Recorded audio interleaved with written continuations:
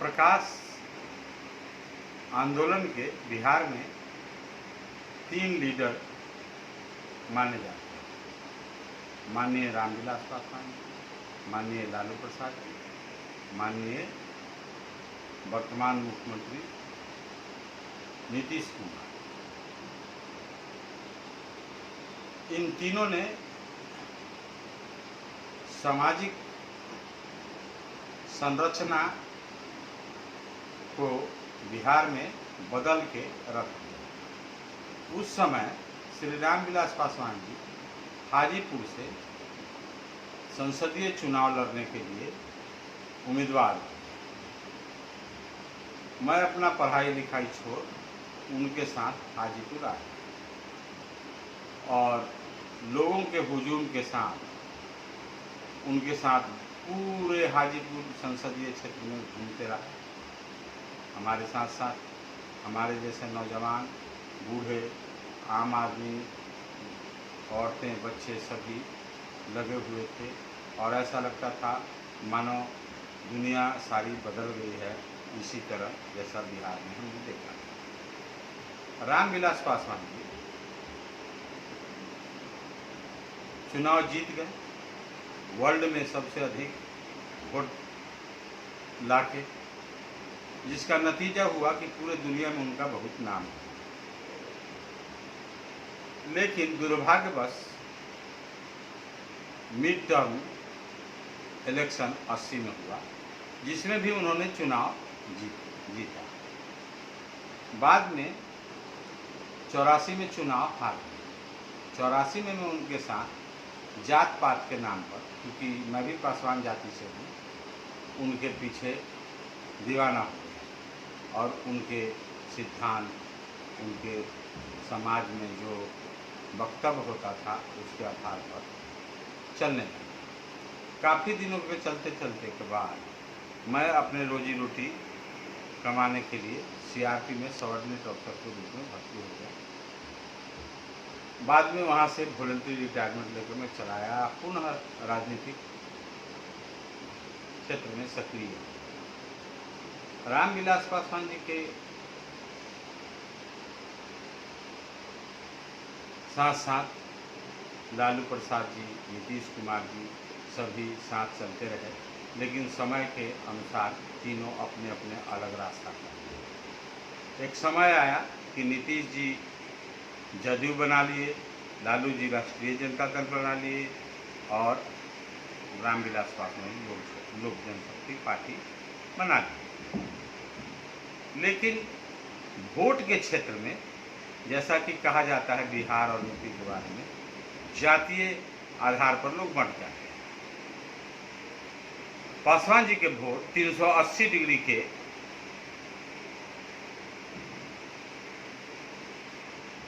तेजी से उनके साथ, जिस पार्टी के साथ हो जाते हैं उस पार्टी के साथ चला जाता है। शायद ये पहली बार था और आज तक वो ट्रेंड बना हुआ है। लेकिन समय समय पर देखा गया कि उनकी अपनी स्थिति के अनुसार अपने को मोड़ते रहे राजनीति में और आगे ले जाने का काम करते रहे। देश दुनिया में भी उनका काफ़ी नाम हुआ, देश के सबसे बड़े दलित लीडर के रूप में उभरे और उसका फ़ायदा भी उन्हें मिला। लेकिन आज जो उनकी दुर्दशा है वो देखने के बाद ऐसा लगता है मानो कभी मुस्लिम शासकों द्वारा जिस तरह पिता को कैद करके जेल में रख दिया जाता था और बेटा अपने राज्य करता था, उसी तरह की स्थिति उत्पन्न हुई। पिछले 1 महीना से उनको हॉस्पिटल में रखा गया है, पब्लिक से दूर रखा गया है और ये सब एक साजिश के तहत किया जा रहा है, जैसा मुझे लगता है। क्योंकि सौरभ पांडे नाम के व्यक्ति जो यूपी का रहने वाला है, मात्र 35 और 40 के बीच के उम्र के हैं, उनके बेटा का दोस्त है, वो जो कहता है वही होता है। बिहार के बारे में उस व्यक्ति को कुछ पता नहीं है, बिहार के बारे में एक शब्द पता नहीं है, लेकिन फिर भी बिहार को, लोजपा को मानो वही चला रहा है और उनको बिल्कुल ही अलग थलग कर दिया गया है। ये अलग थलग करने की कार्रवाई सोची समझी नीति के तहत उस व्यक्ति ने पहले से शुरू कर दिया था। उसके तहत उनके भाई पशुपति कुमार पारस, जो बिहार के आम वर्कर जो उनके पार्टी को होता था उससे अधिक लगाव रखने वाले नेता थे। पासवान जी भले ही देश के नेता हो गए, देश के नेता हैं भी, लेकिन पशुपति कुमार पारस को बिहार लोग उन पर भरोसा करता है और भरोसे के काबिल भाई थे। वो रामविलास पासवान जी को देवता की तरह पूजते हुए बिहार में जनाधार को बढ़ाया और खास के पासवान जाति को अपने साथ जोड़ा, जिसकी आबादी लगभग 7%। और तमाम लोग, कोई भी दुख दर्द होता है उसको लेके सबसे पहले पटना पहुंचता है और वो पटना में उन समस्याओं को सोल्व करते थे। लेकिन उसको एक साजिश के तहत बिहार प्रदेश की राजनीति से पहले अलग किया गया, दिल्ली लाया गया, फिर दिल्ली लाकर उनको पंगु बना दिया गया और प्रदेश अध्यक्ष से हटा के सेना के अध्यक्ष बना के छोड़ दिया गया। उनका कोई भी राय, कोई भी विचार नहीं लिया जाता है और ये सब साजिश रच रहा है सौरभ पांडे। सौरभ पांडे की दोस्ती, जैसा कि मुझे कुछ अंतरंग मित्र बताते हैं, प्रशांत कुमार से भी, जो नीतीश कुमार के पार्टी के उपाध्यक्ष भी रहे और किसी कारणवश नीतीश कुमार से उनकी बनी नहीं तो अलग हो गए। आज नीतीश कुमार को नीचा दिखाने के लिए वो सौरभ पांडे के ये माध्यम से चिराग पासवान द्वारा विरोध करा रहे हैं ताकि किसी भी तरह नीतीश कुमार को नीचा दिखाया जाए। नीतीश कुमार जी आज भी बिहार के लीडर हैं, पिछले 15 साल से सत्ता में हैं और शायद पुनः सत्ता में आएंगे, जैसा कि मुझे आशा है। लोगों के बीच काम भी किए हैं, रोड, रास्ता, पुलिया, आम लोगों की शिक्षा दीक्षा और जो समस्याएं थी, आम समस्याएं, उनको जन जन तक पहुंचाया है। खासकर महिलाओं को जो उन्होंने अधिकार दिया है, वो दुनिया के कोई भी देश एक साथ ऐसा करने का काम नहीं किया, लेकिन उन्होंने किया और जिसका फल भी उन्हें मिला। महिलाओं ने दिया, बहनों ने दिया, माँओं ने दिया कि उनको सत्ता में बनाए रखा है और आगे भी उम्मीदें बनाए। खास के वो पिछड़ी जाति में जो अत्यंत पिछड़े लोग थे, उनको उठाने का जो काम किया है, वो शायद ही कहीं भारत में देखने को मिले। भारत में क्या, दुनिया में कहीं नहीं मिले। SC ST को बहुत पहले से मिला हुआ था, हालांकि वो मिला हुआ चीज़ वो उस तरह नहीं मिला जिस तरह मिलना चाहिए। नाम मात्र के रिजर्वेशन तो दिया गया, लेकिन 3 इयर्स कैलेंडर मान के उसको रिजर्व करके जनरल लोगों द्वारा भर दिया जाता था और उसकी आवाज़ को कोई उठाता नहीं था। लेकिन जब लालू प्रसाद, नीतीश कुमार, रामविलास आए तो इन आवाज़ों को उठाया।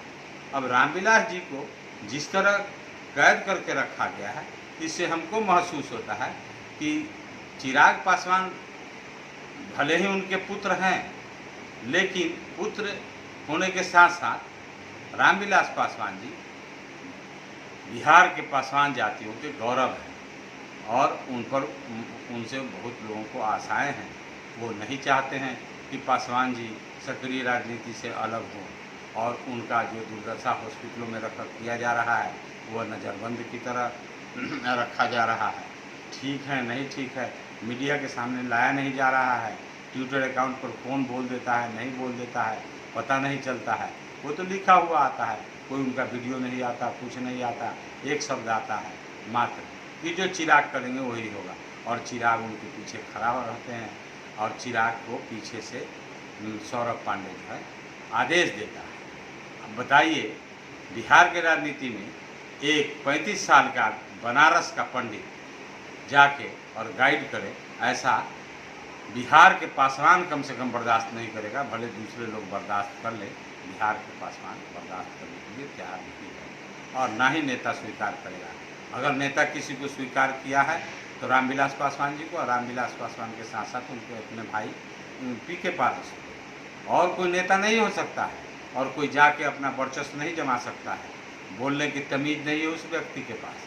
हर पासवान जाति के लोगों को पुराने ढंग के विचारों के आधार पर बोलता है, उनके साथ कोई व्यवहार नहीं करता है। जब कोई मिलने जाता है तो खड़े खड़े बात करवाता है, उससे 25 तरह के क्वेश्चन करता है, 25 तरह की बातें करता है।